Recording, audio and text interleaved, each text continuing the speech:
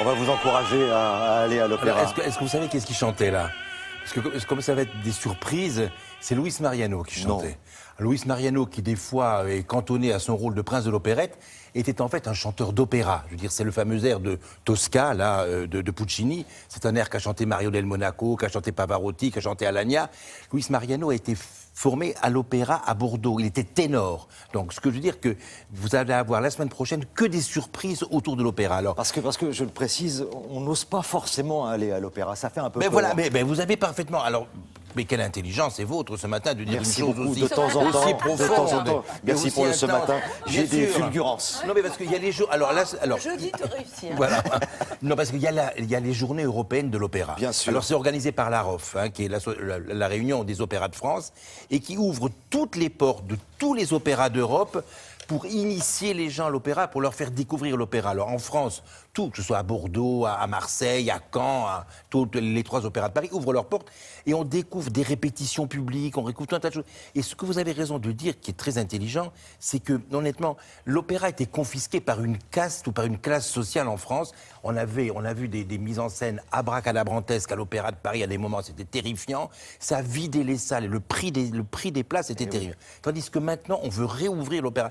Quand Mozart créait ses opéras, moi j'ai vu les salles à Vienne où il a créé La Flûte enchantée, il y avait des poules qui couraient dans la salle, c'était un art populaire. Les châtelains en Autriche, en Allemagne, quand ils créaient des opéras, quand ils faisaient venir des opéras, ils invitaient les villageois, ils invitaient les serviteurs. Ça n'a jamais été l'opéra, ça à l'origine. Le premier opéra, 1598, ça a été créé à Mantoue, c'était des opéras populaires. Monteverdi, c'est bien après. C'est devenu au XVIIe siècle quelque chose de beaucoup plus élitiste, mais ce n'est pas élitiste, ça ne doit pas être élitiste l'opéra. Donc rentrez dans les salles d'opéra, allez voir les opéras, vous redécouvrez par exemple Mariano. Maria Callas, elle considérait que le grand regret de sa vie, c'était de ne pas avoir chanté la Traviata avec Luis Mariano. Vous vous rendez compte? Mais il faut oser le dire, des choses comme ça. Donc à l'opéra, et alors on est allé rencontrer, donc à l'opéra Bastille, on a rencontré Philippe Jordan, qui est le directeur musical de l'Opéra de Paris, qui est dans son bureau, un des plus beaux bureaux de Paris, et qui nous a raconté l'opéra, sa carrière. Pourquoi? C'est bien parce qu'il est chef d'orchestre.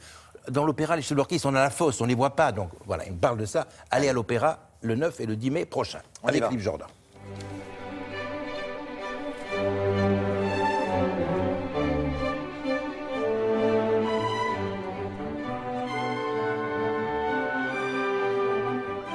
La musique en général est un droit primaire humain, comme la nourriture, comme l'air à respirer. L'opéra, c'est la combinaison entre musique et théâtre.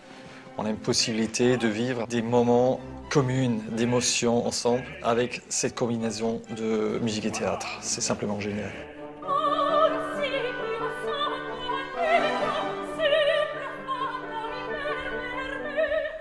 La grande chance d'être parrain pour Tous à l'Opéra, c'est de communiquer l'importance du travail d'un chef d'orchestre lyrique à l'opéra avec son orchestre. La force d'un opéra, c'est tout d'abord la musique. Et si la musique ne marche pas, rien ne marche. C'est nous, en fosse, qui sont là tout le temps, avec le public.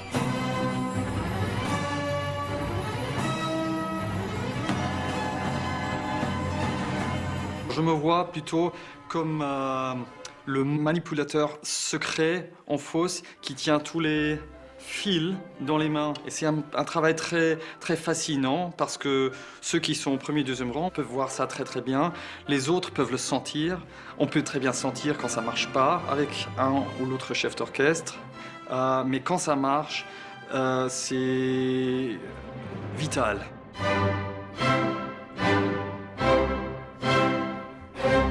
Avant d'entrer en fosse, je vois le début et la fin de la pièce.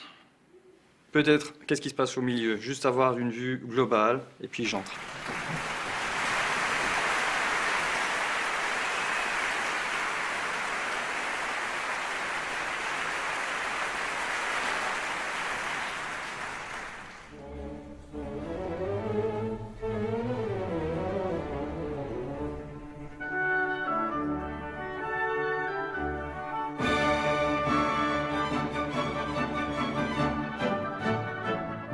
Un directeur musical d'un opéra, c'est encore plus qu'un chef d'orchestre. Il doit assurer la qualité musique de toute une maison et aussi une vision stylistique de la musique et une façon de travailler dans une maison qui assure une qualité constante.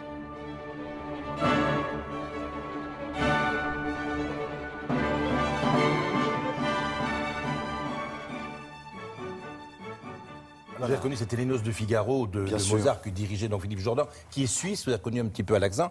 Et on a vu un moment le chef d'orchestre Mark Minkowski, et c'est a lieu donc le samedi 9 et le dimanche 10 mai. C'est totalement gratuit. Poussez l'apport des opéras, allez jouir avec les oreilles, je veux dire, avec la vue aussi en avant. Voilà, à l'opéra. 9 et C'est 10. noté. Merci Henri-Jean Servat.